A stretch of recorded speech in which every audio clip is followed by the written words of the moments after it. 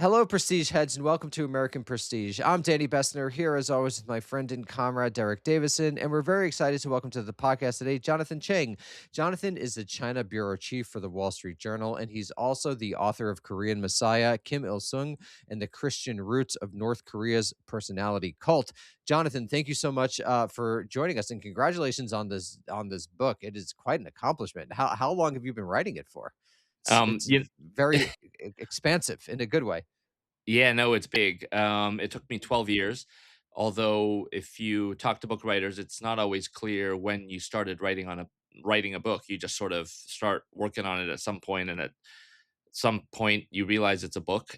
For me as a journalist, I thought I was writing an article and maybe a very long article, and at some point I realized, no, this is not a long article. This is a book.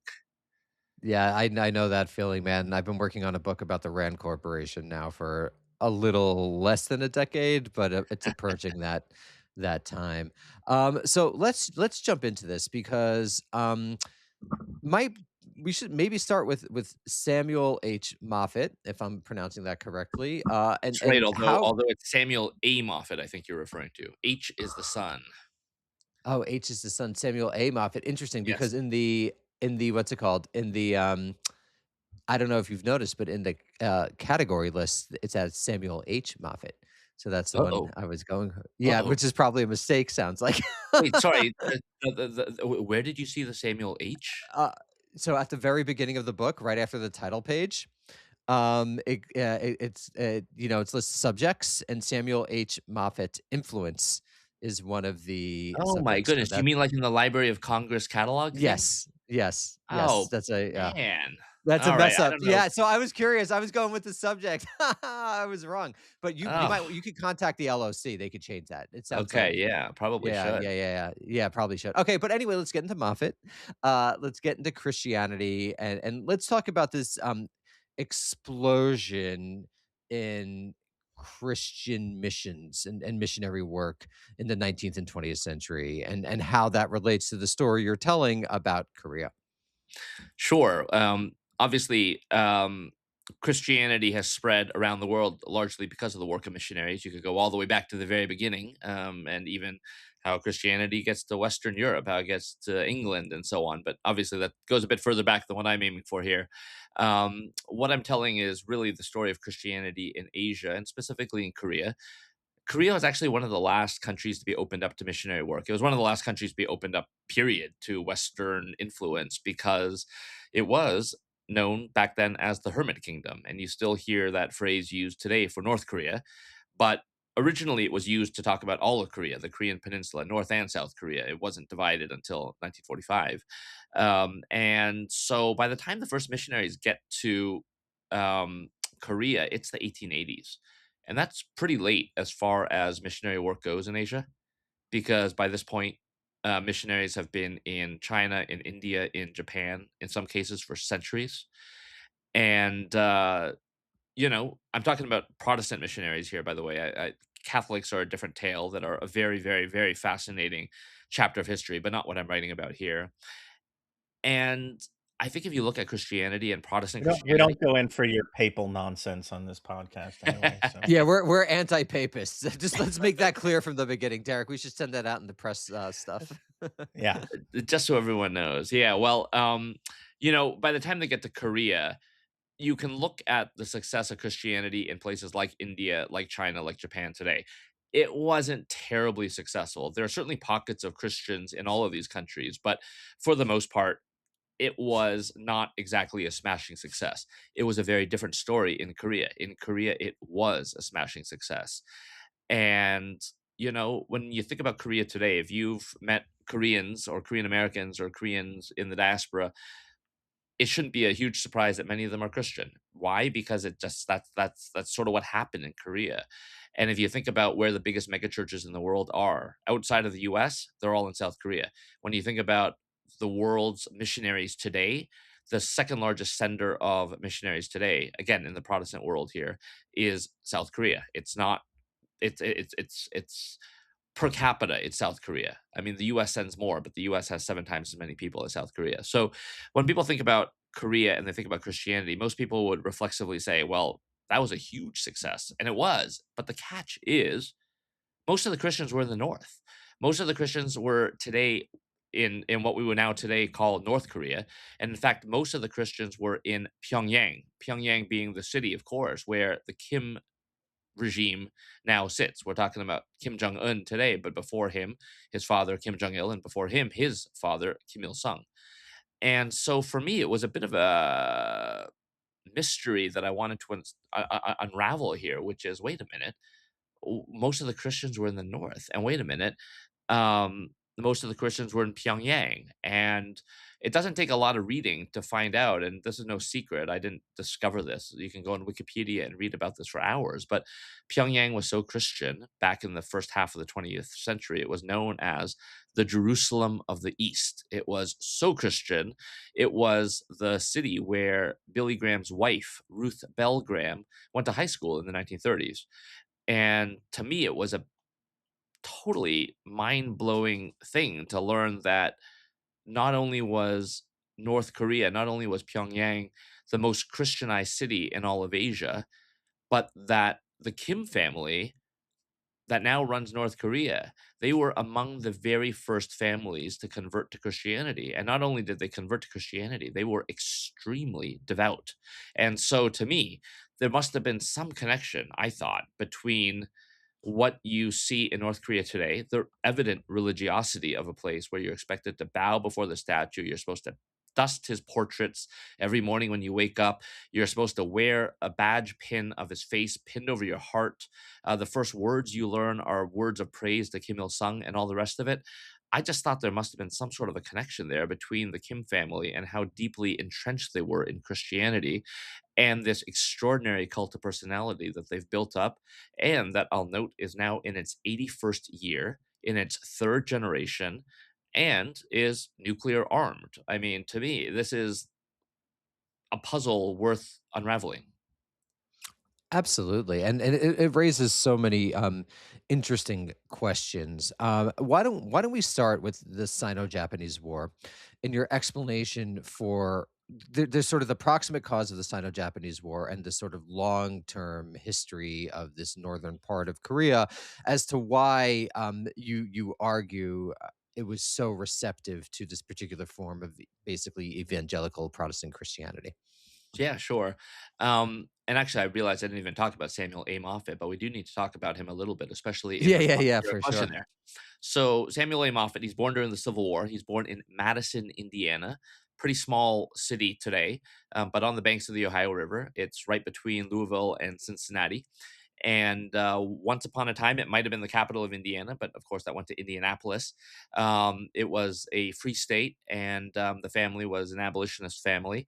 And the young man, Samuel A. Moffat, wanted to be a missionary. That's what he wanted to do. He was born during the Civil War, so he came of age in the 1880s when America was hitting its stride. You had the nation united. You had Manifest Destiny taking the nation out to the West Coast and into the Philippines and Guam and Hawaii and all the rest of it. And you had this real sense that um, with this American triumphalism also comes the spread of Christianity.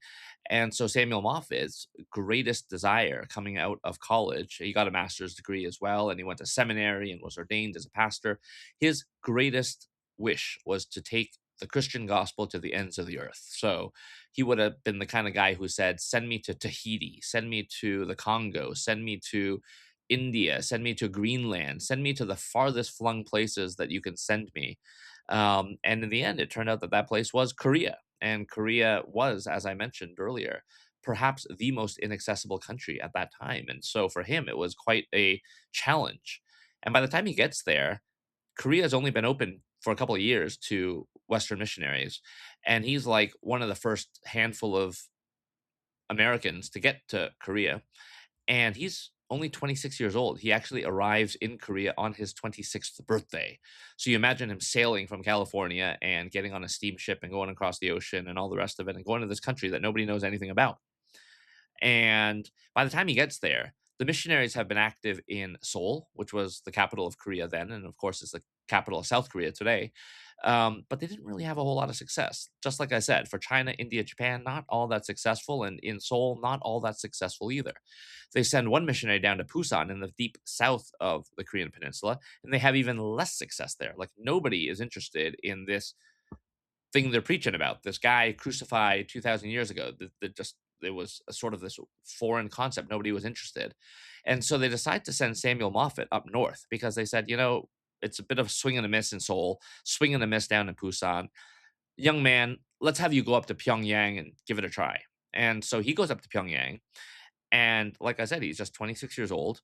And Pyongyang at that time was sort of the second city of Korea, sort of like, I don't know, the Chicago or the whatever you want to call it. Although I actually think the best analogy for Pyongyang at that time was Vegas because it was known as the den of sin. This was the city where it was known for its drunken brawls, it was known for its dancing girls, it was known for all these sorts of things. And so it wasn't a terribly promising place to go if you were a very earnest, very pious 26-year-old Presbyterian from Indiana. But he gets there, and within a couple of weeks, he finds himself absolutely bowled over and overwhelmed by how receptive they are to Christianity. And so he's writing these letters back home to New York, where his bosses are at the Presbyterian Foreign Missions Board, and he's telling them, "Send more reinforcements. I do not know what is going on here, but there is this massive desire here for people wanting to learn more about Jesus Christ, not about me because I look funny and I look different from all of them. They want to know about this God stuff I'm preaching." And as I said, some of the very first converts, some of the most fervent converts, were the grandparents and the parents of Kim Il sung, the founder of North Korea. And so they went hard for it. And, Moffat at first is just, he can't believe his luck, but the political winds are not quite ready yet because the government officials are pretty suspicious of Moffat. They're suspicious of what he's preaching. They don't like that he's developed this following, this nascent following. And so he does encounter a lot of trouble. And it isn't until, as you mentioned there, the Sino-Japanese War. There were actually two Sino-Japanese wars. The second one is what we would call World War II, but the first one happened in 1894-95, a couple of years after Moffat gets there. And the entire city is flattened, absolutely destroyed in this war between China and Japan. They're fighting over Korea.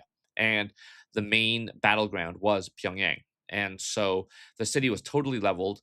But Moffat, by sticking around in the city almost to the bitter end and coming back again right after the battle was fought, a lot of people in Pyongyang were really actually quite touched and quite moved by his commitment to the city. And so that's really where you get the beginning of this crazy boom that I think church historians, people in the Christian world, would now consider this one of the most extraordinary explosions of Christianity in modern human history. And it happened in Pyongyang, the current capital of North Korea.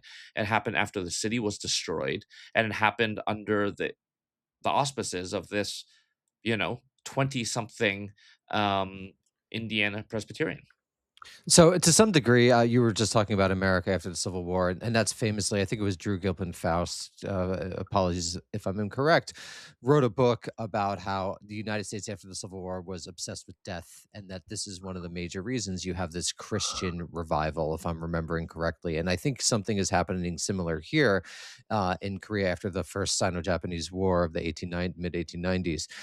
Beyond that, I was wondering, as someone who spent a lot of time with this, why do you think the North in particular was so receptive to Christianity? As you said, this is the counter case in this broader region. Obviously, Asia is gigantic, but this broader region of a successful evangelical mission, a very, very successful evangelical mission. And before we move on to the Kim family, I was just curious, why do you think, in addition to the proximate cause of death and destruction, which usually you see religious revival after that, Mm. uh, the region was so this area at least was so receptive. Yeah, it's a great question, and it's one that puzzled the missionaries themselves as well. I mean, Moffat didn't want to claim credit for it. I mean, he knew he couldn't claim credit for it because he wasn't doing anything terribly different from what his colleagues were doing in Seoul and Busan. The explanation that they first turned to, I don't think it may be a satisfying one for most listeners, but he would have said it was the Holy Spirit. God wanted it to be this way. But okay. But even then, I think he wanted to explore a little bit further and ask, okay, but why would God want things to be so successful here in Pyongyang? And so there are a lot of sociological reasons that the missionaries pointed to. I think the main one was that Pyongyang and the north of Korea was always discriminated against by the power center. So there was this sense that even if we work really hard, even if we do well in the civil service exam, which was sort of the be all end all, think of it like the SAT times, times 10. Even if we do well on this test, they're still going to stonewall us. They're not going to give us positions of power. So the Northern Koreans always felt this big chip on their shoulder. And instead of trying to pursue a career in government, many of them sort of became what Americans might say is they adopted sort of this bootstraps mentality. They said, okay, well, if you're not going to give us these positions, we're going to figure things out on our own. We're going to work hard. We're going to make money. We're going to be scrappy and we're going to be resourceful and we're going to do whatever it takes. And so I think when this Christian message comes to Northern Korea and in particular Northwestern Korea, it's embraced, I think, in part, and this was the missionaries' conclusion, by this sense of equality before God. Here you have this doctrine where it doesn't matter where you were born. If you want to work hard, if you have this Protestant work ethic, again, to use, terms familiar, and Samuel Moffat certainly would have thought this way as well, then you can be equal in the eyes of God. And I mean, ultimately, there's no one right or wrong answer here. But what was unmistakable is that in Pyongyang, there was just something totally different from what was happening, not only in the rest of Korea, but in the rest of Asia. And, you know, Moffat calls for reinforcements, and sure enough, they send reinforcements. And within a generation, I'm talking 15 years from the destruction of Pyongyang to the time when Christian leaders from the US, from the UK, from all over the world are getting on ships and they're sailing over to Korea because they want to see Pyongyang. They want to see what the heck is going on in this city because it was one of the greatest centers of Christendom in the entire world. And when many of these church leaders from the West came, they were all jaw on the ground because when they encountered these Christian converts, so many of them, and all of their letters are preserved. And that's part of what I drew upon when I wrote this book. Many of them would write these letters back home or write these diary entries where they said, wait, we thought we were bringing Christianity to Korea. Turns out I get to Korea, and just 10, 15 years after we first introduced the faith here, these guys are putting us to shame. You'd have these um, Korean Christians, these converts that would wake up at 3, 4, 5 in the morning. And by the time the missionaries woke up, they would have been praying for hours and hours and hours.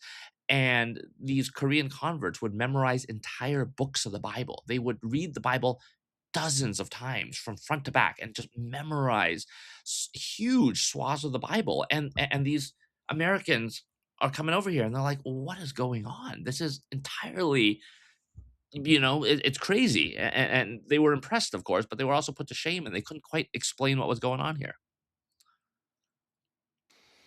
So, Jonathan, you talked about the Sino-Japanese War. Let's talk about the Japanese occupation and how Christianity, the role that Christianity plays in sort of the resistance to Japanese occupation and eventually annexation of Korea, and particularly how it manifests in people like Kim Hyun-jik, the father of Kim Il Sung, who was both an independence activist and I think at one point a missionary himself, or Yeah. certainly did some missionary Yeah. work. So talk about how these things kind of relate to each other and maybe affect the Christianization or the role, the position that Christianity has in Korea. Sure. Yeah.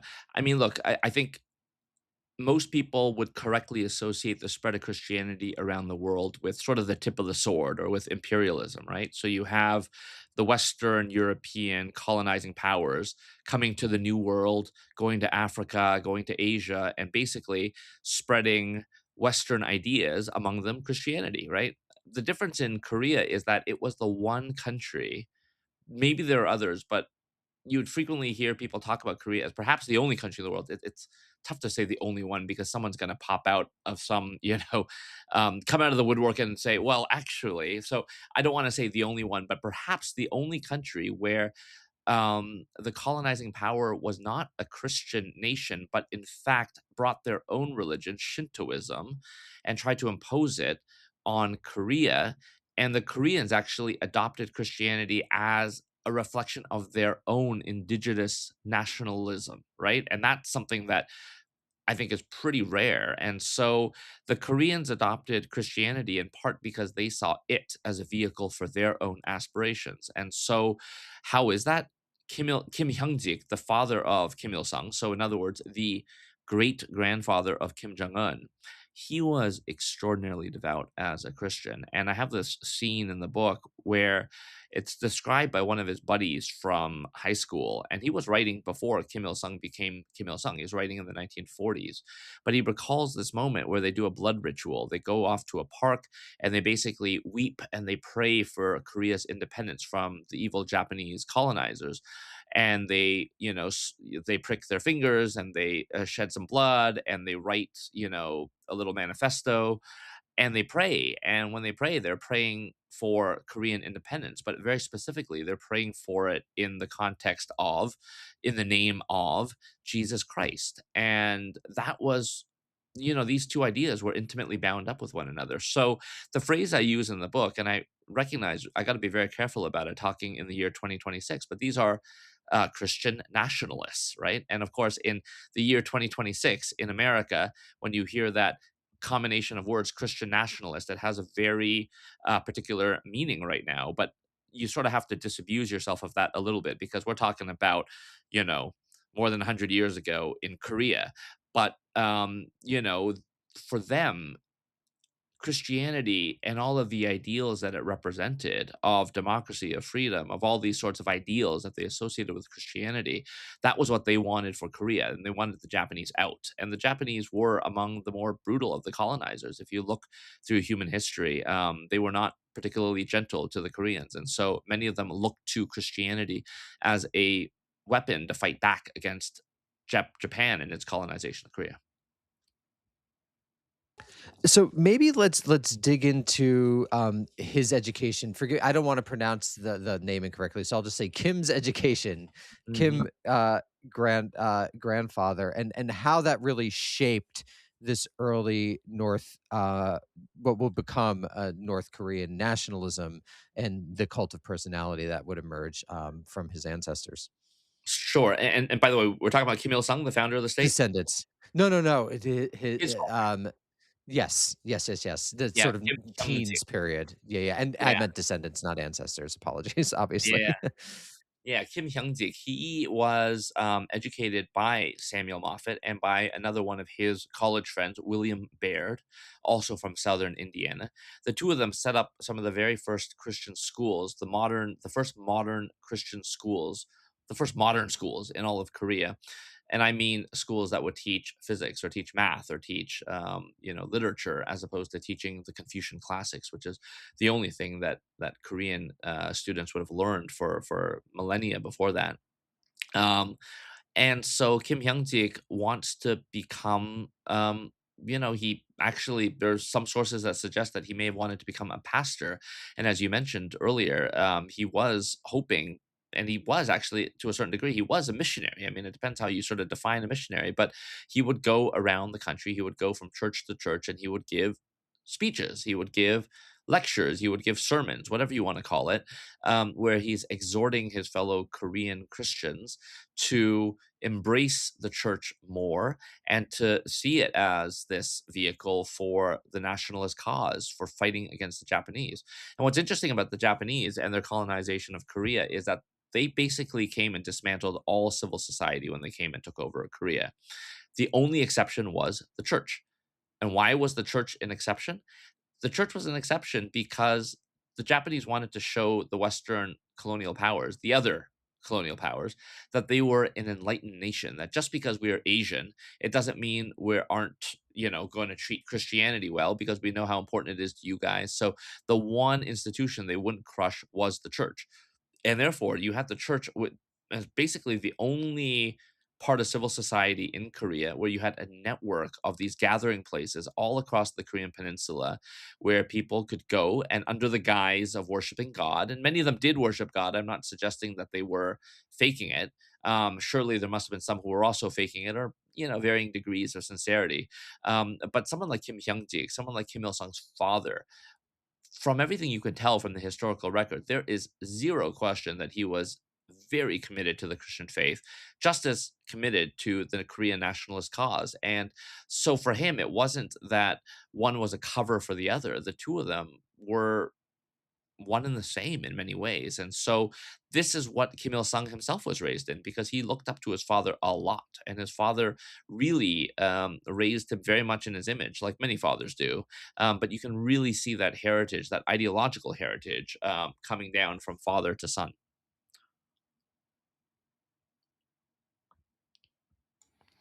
So maybe we should move ahead to kind of post World War One Wilsonianism. There is uh,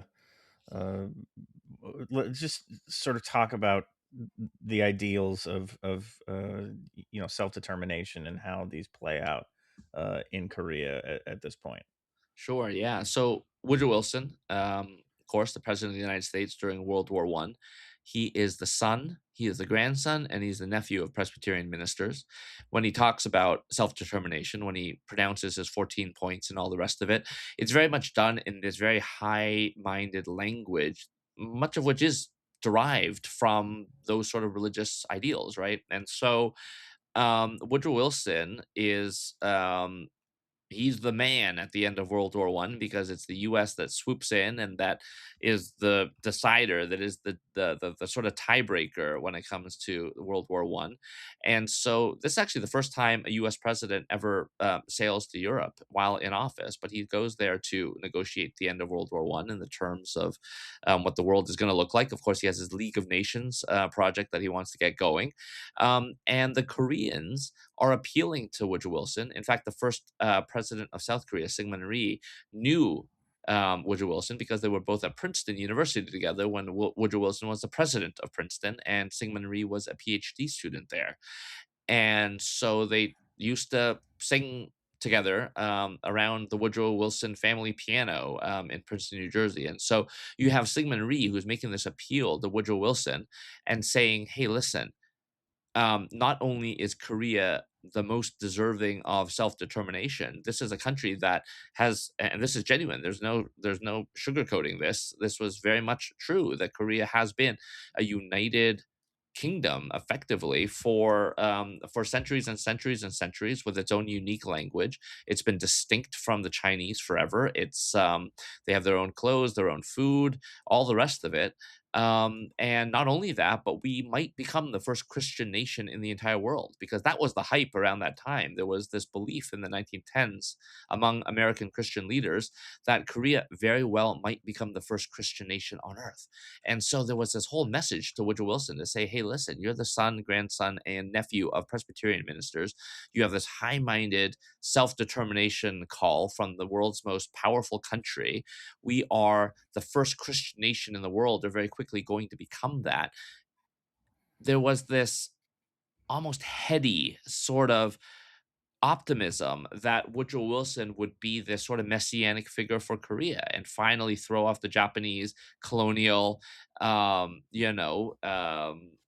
here and set Korea free. And of course, we know that a lot of this Wilsonian idealism collapsed at the end of World War One. The U.S. did not join the League of Nations. Many nations did not get self determination, and so there was a real disillusionment that set in among the Korean Christians, including among young Korean Christians like Kim Il Sung. And what you see is you see many of them turn away from Wilsonian self determination and turn instead to Vladimir Lenin, because just 2 years prior in 1917, he's also calling for self determination. The difference is he succeeds in establishing what we, of course, later come to call the USSR. And so, someone like Kim Il Sung, I don't know that he necessarily grasped the ins and outs of Marxism Leninism. I don't know that he was a particularly theoretically advanced sort of, you know, exponent of dialectical materialism. He was the kind of guy who said, well, we need to throw out the Japanese. One of these works and one of these doesn't work. And I think it's very pragmatic. And you see this whole shift after 1919, where so many of the Korean Christian nationalist leaders all turned towards socialism. Yeah, I do want to talk a bit about who the man who becomes Kim Il Sung.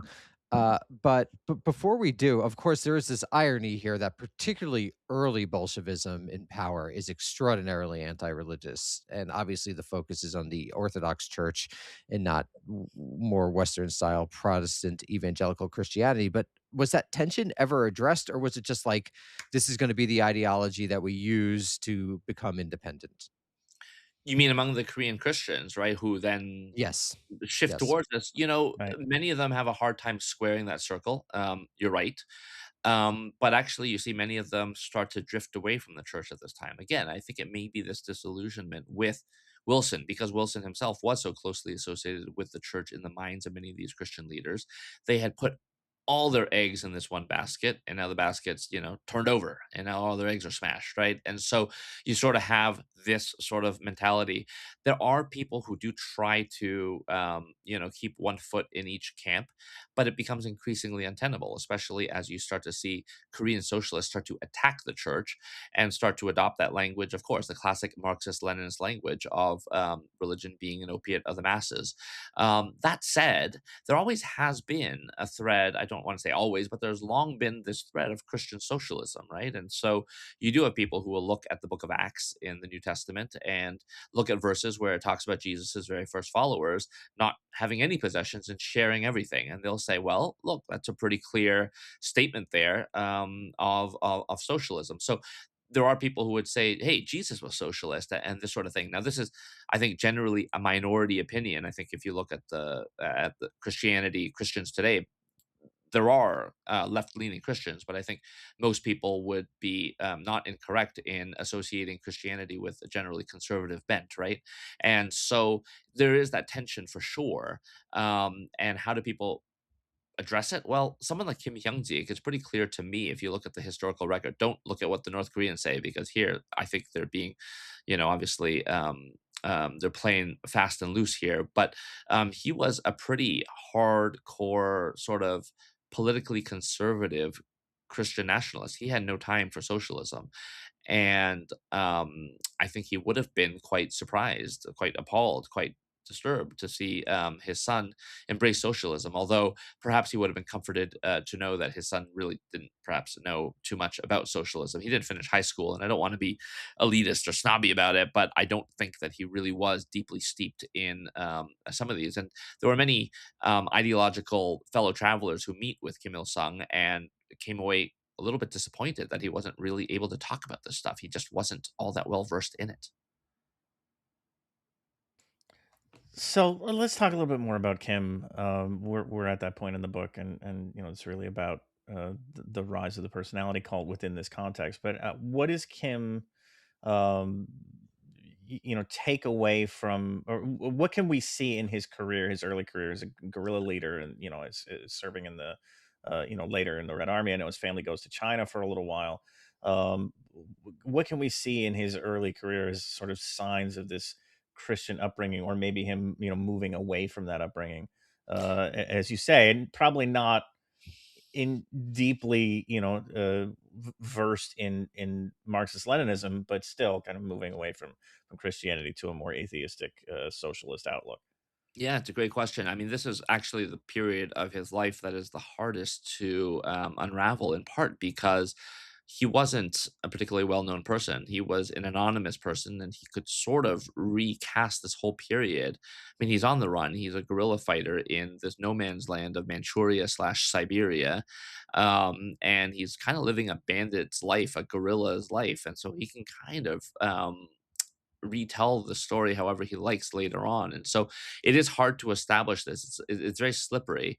But maybe what I should do first actually is just talk a little bit about just how deeply entrenched he was in the church. I mean, he was not a go to church on Easter and Christmas kind of a guy. He was not only at church every Sunday, he taught Sunday school. He learned to play the organ at church. He performed in church plays. He spoke at the YMCA. He led a church youth group in his teenage years. He lived in the home of a pastor for 2 years.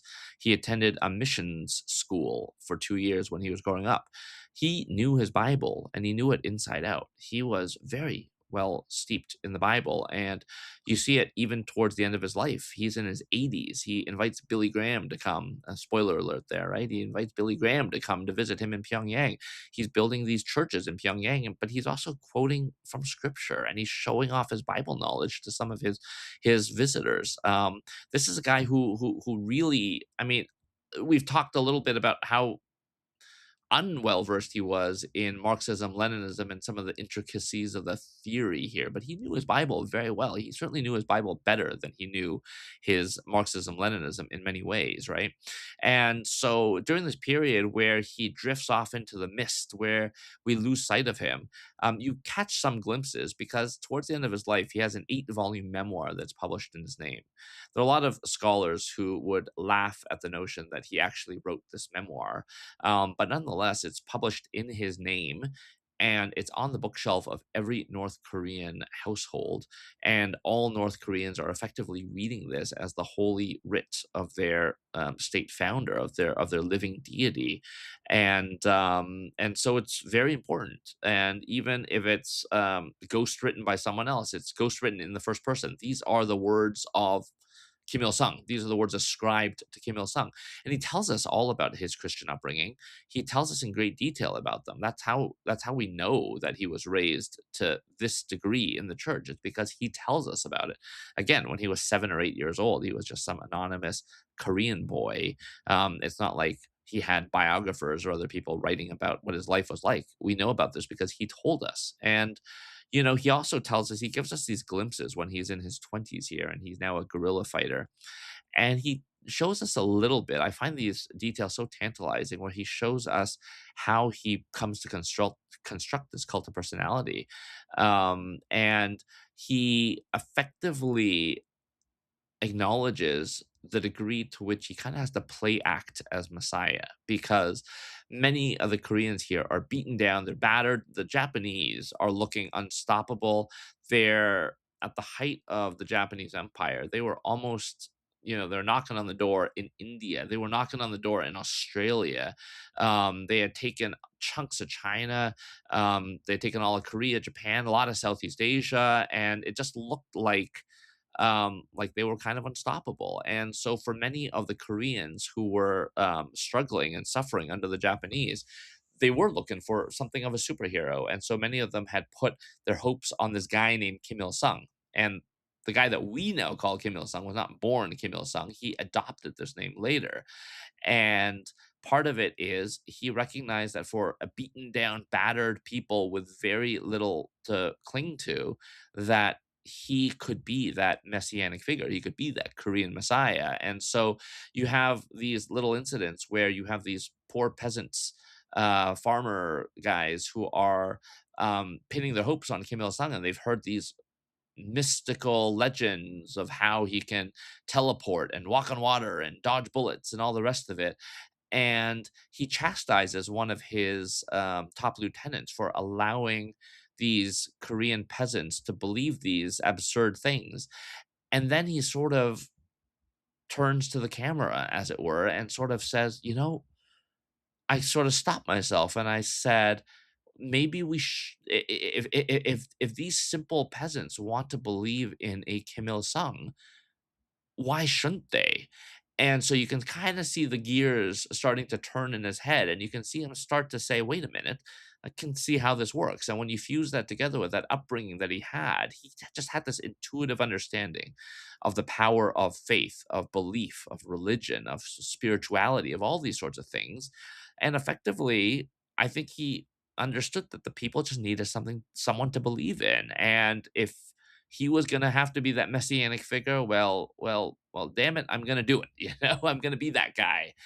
And I don't want to say necessarily that he rejects Christianity at this point. It's hard to know exactly how, but you start to see him adopt elements, certainly, of it. And so I think he was very astute in having sort of absorbed this idea of how faith works, of how the church works, of how it can transform a society, how it can command this loyalty and devotion in a people.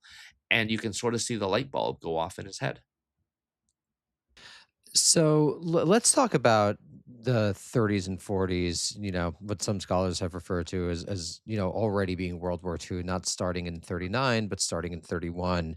And particularly Japan and its relationship with Korea, and particularly Japan's effective attempt to extirpate Korean identity. And this also brings us to the end of Samuel A. Moffat and his career in Korea with regarding the Shinto shrines, which you set up as sort of the precursor to what would then be established in 45 and after as North Korea. So can we talk about this truly brutal period and this Shinto shrines controversy? Sure, yeah. So the Japanese have state Shinto. It's an ancient religion that didn't really come to the fore in Japanese society until after the Meiji Restoration, right? So you have the gunboats, the American gunboats show up in Tokyo Harbor, and you have the Japanese basically agree to adopt American Western ways, and they do with gusto. And that's why you see this extraordinary rise in Japan's fortunes from 1868 until they're beating the Chinese in 1895, until they're beating the Russians in 1905, and then by 1941 they're taking on the U.S. With Pearl Harbor and all the rest of it. Right, it's an extraordinary rise, and and accompanying it is this dusting off of this old religion, Shinto, and turning it into a state creed. In many ways, kind of similar to what Kim Il Sung does later with religion built around himself in post 1945 North Korea, right? And so um, the Japanese see Shinto and compliance with Shinto rituals as a loyalty test.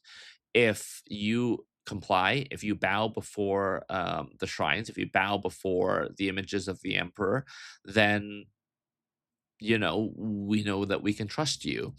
And the Japanese impose this, but they also force the Koreans to famously to give up their names and to adopt Japanese names.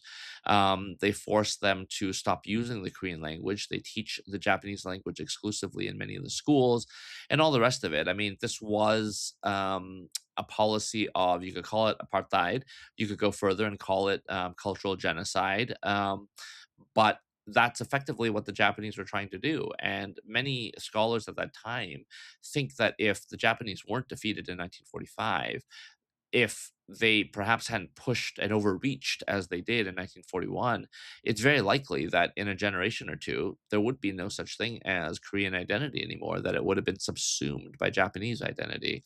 And that was certainly the path they were on.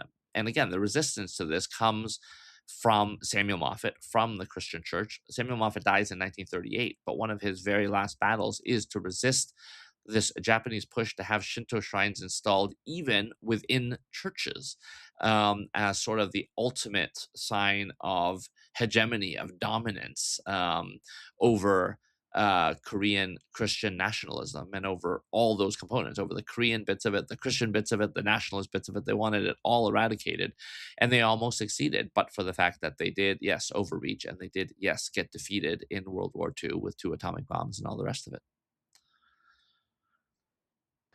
So, there's books that have been written about this period, but I think we probably need to skip to the post World War II period, and particularly how it comes to be that Kim rises to power, becomes this godlike leader, and the relationship between the Christianity here that allows you to make this argument about these very clear connections between contemporary North Korean worship of the leader and also Christianity. Yeah, I mean, when Kim Il Sung returns to Korea in 1945 with the Red Army, he's just 33 years old. As I mentioned, he never finished high school. Um, Jesus' age, one might note. Yes, Jesus's age, one might note. I mean, there's a lot of this sort of numerology and coincidences woven into Kim Il Sung's life. I mean, he was born on April the 12th.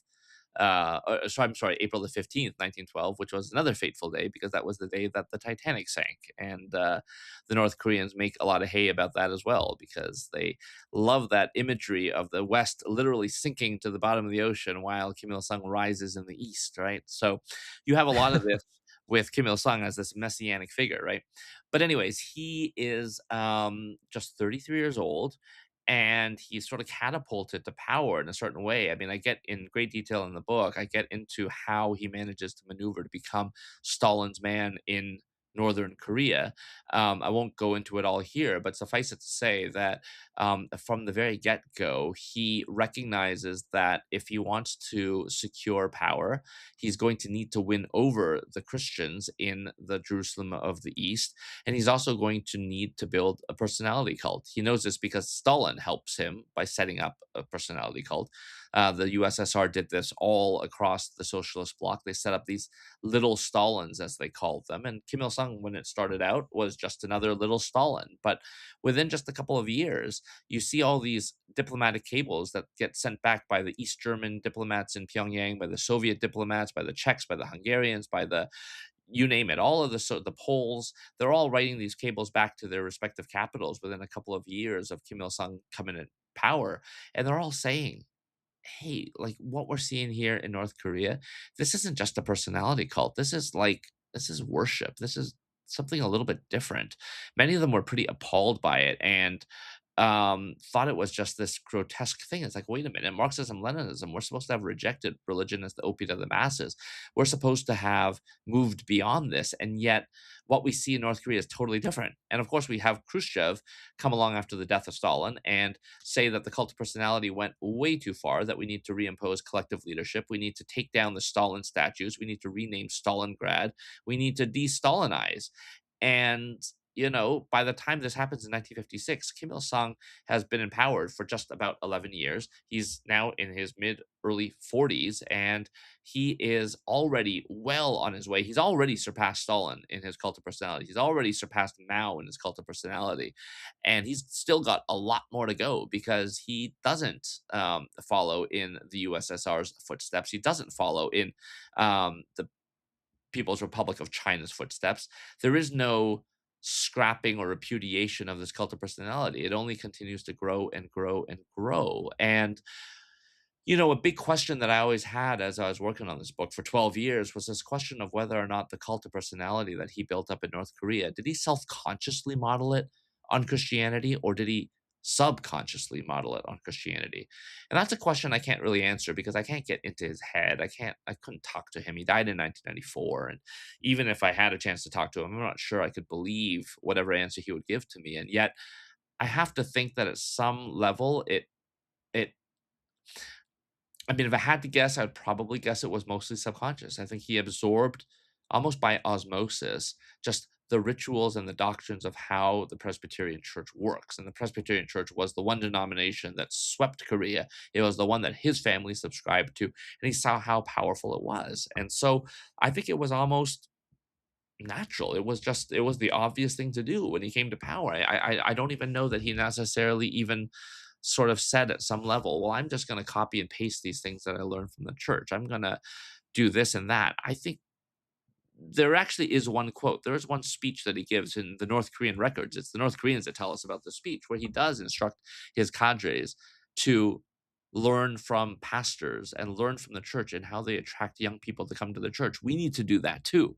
So there is a moment there in the 50s where he does instruct his top officials to learn from the church. But for the most part, I suspect, and I can't prove this, but I suspect, just having marinated in this topic for as long as I have, that it must have been mostly subconscious. But that's just an inference on my part.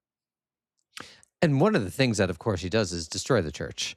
Yes. And so this is something that revolutionary movements have done. I mean, the immediate example that comes to me is post-revolutionary Mexico, the war against the Jesuits.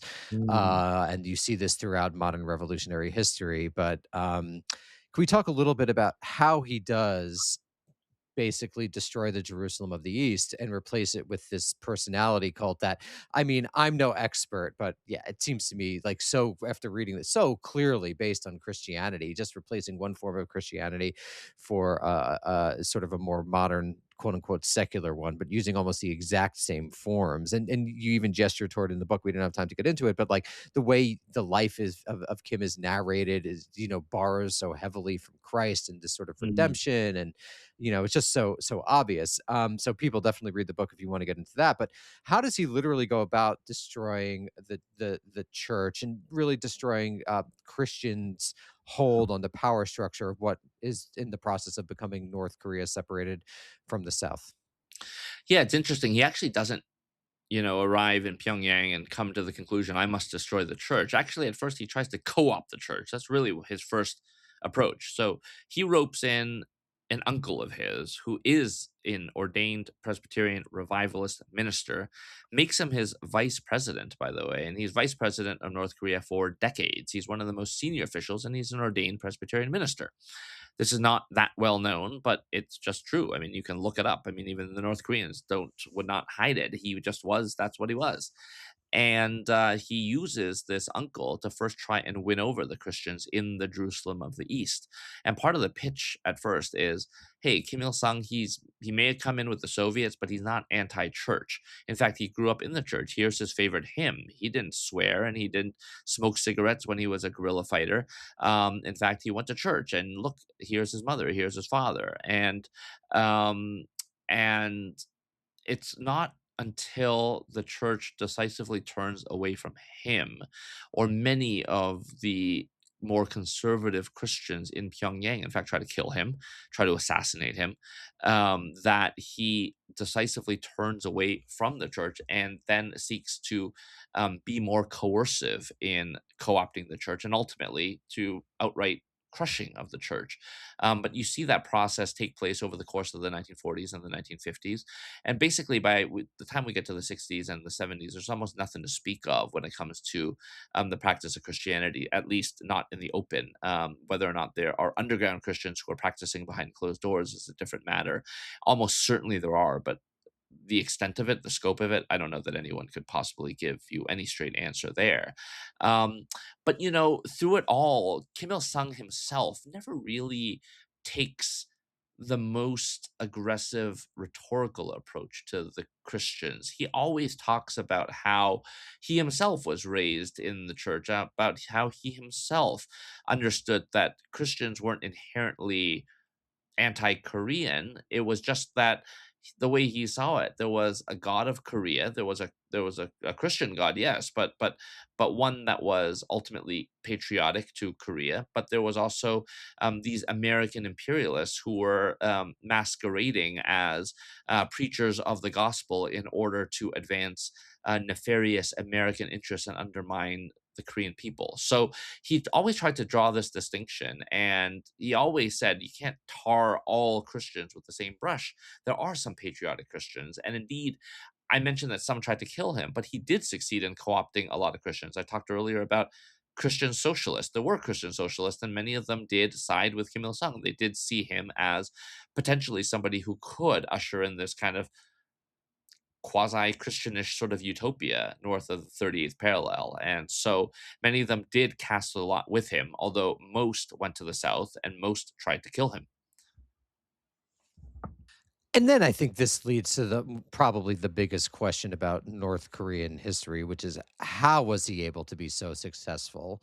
And then, which will maybe end with the second most important question, is how is his family still ruling? One of the last of this generation, perhaps the last. I always talk about global capitalism. Like, you know what? Everyone's part of it, except kind of North Korea. Obviously, they're a vassal of China, so like they're still kind of a Mhm. part of it, but like they're kind of not a part of it, which is pretty, I guess I use this word advisedly or non-advisedly, impressive in a Mhm. sense that this has actually succeeded. So I mean, those are, I guess, are my two big question, which is how did it come to be that he was so successful? Was he such a political genius?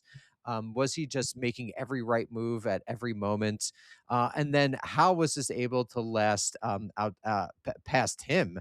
Obviously, he is now this figurehead Christ figure in North Korean theology, and his children and grandchildren, child and grandchild, obviously govern in a similar way. But this is where I was left with the book, and I'd love to hear your thoughts on that.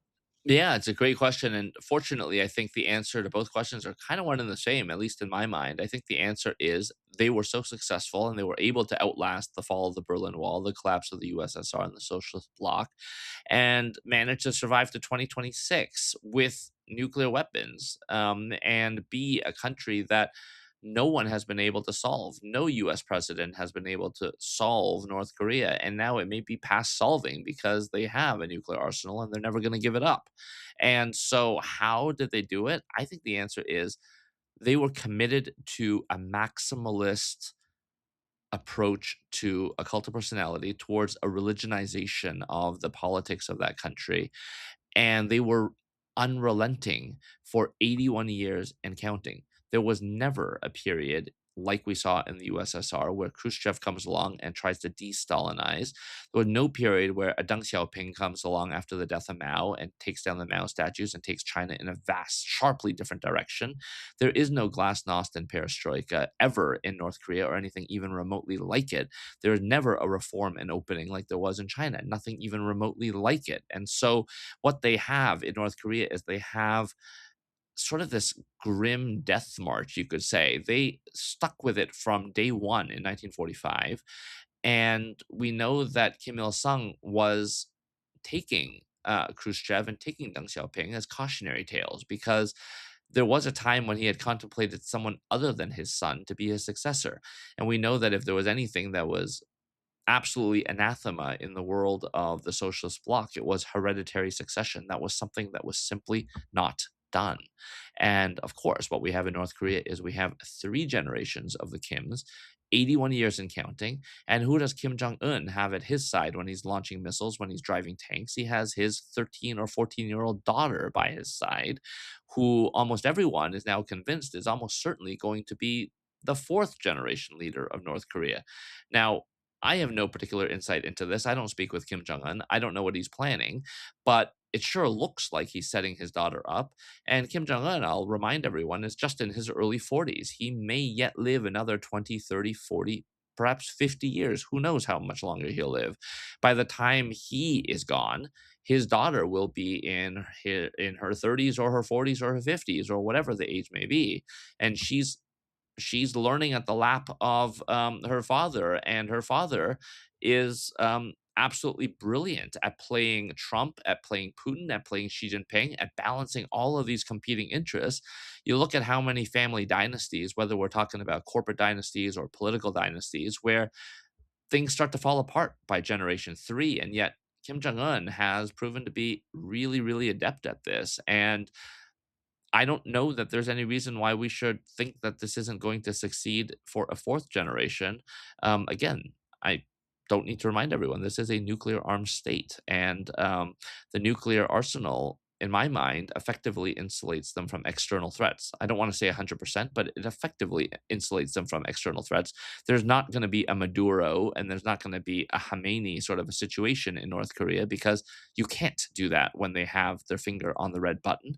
And I think with the cult of personality that they've never taken their foot off the gas pedal on in 81 years is effectively insulating the Kim family from internal threats. Again, I don't want to say 100%, because all it takes is one bullet to change all of that. And yet, one has got to think that if you're sitting here in the year 2026 and you're the Kim family, if you're Kim Jong un, you're feeling pretty good right now, because you've got this incredible religious fervor in your people. They're never going to turn on you, or so you hope. And you have your nuclear arsenal, which is going to keep Donald Trump and whoever follows Donald Trump at bay, because no one would dare take on North Korea, not even the Chinese, not even the Russians at this point. And so it's you're right. It's impressive. I mean, there's no other word for it. It And is absolutely impressive. So say yeah, what you will about the tenets yeah, of Juche communism. It is yes. impressive, you Credit know? where credit is due, right? I mean, these Yeah. guys didn't make the mistake of liberalizing. They didn't make the mistake of second guessing and taking a pivot and going in a different direction. There was only one way, and that way was forward, and that way was bigger and badder with this cult of personality. So just a couple quick things. One, I guess someone once told me about podcasts, never apologize because no one's really interested in your apology, and that's the sort of Kim family lesson. But I do want to end on maybe this is incorrect, but they also must be giving the population something. Obviously, all you hear in Western media are horror stories, and I'm sure some of those, if not all of those, are true. I'm not an expert, but I find it difficult to believe that a family is able to stay in power for so long without having some sort of consensus among the population that it is to some degree in their interests. So I wanted to talk a little bit about that, or just to get your thoughts on that before we go. Yeah, there's no question that repression is a big part of the formula here, and so I don't want to ever deny that that is the case. But I agree with you entirely, Danny. I mean, I think it's very true that you have to have both carrot and stick here. You got to have both fear and love, and so I think what they do with that is, like all religions, they give the people something to believe in. I think all of us as human beings, we want to have something to believe in and we want to belong to something bigger. We want a sense of community. And so religion has historically, from the beginning of time, has been that thing. It's been a huge that's why religion is still here in the year 2026. That's why religion is never going away, because no matter how much we understand through science and all the rest of it, there's still that God-shaped hole, I guess that's what Christians would say, or that need for belonging, that need for something bigger. And so it may be utterly bogus. It may be built on lies, but if you are under 81 years old in North Korea, you have never known another reality than the one that they have provided for you. There are not many people over the age of 81, and they're getting fewer by the day. And so many people in North Korea now, 25 million people, this is the population of Australia. Every one of these people is being born, being educated, being raised, and living in this reality that the Kims have created for them. And in the context of what is knowable for these people, and again, you leave a little caveat here because, yes, technology and the internet and cell phones have allowed for some of this information monopoly to be pierced, but really, really along the edges, literally along the edges. But for the vast majority of North Koreans, this is their reality. And so for many of them, people ask me, do they really believe it? When you see Kim Jong un walk into a room, like you can look on YouTube and then you see these people break down emotionally. They burst into tears. They're overcome with ecstasy in the presence of the Kims. And yet I think it's for the most part real. Within the proscribed reality that they are presented with, yes, they are living deities. They literally are living deities. And so, yes, they have something to believe in. And by the way, if you don't believe, well, there's a prison camp, with your name on it, but you give that carrot and that stick, and it kind of makes sense why they've had such success, why it is so impressive, in this grotesque way. I get it. That's how Derek looks at me when I walk in the room. Jonathan, thank you so much. This was a real fascinating conversation. The book is so impressive. Everyone, check it out. Link in the show notes. And we would love to have you back again soon just to talk China, North I'd love to Korea, the do it. whole shebang. All of it. Thank you so much. Thanks for having me.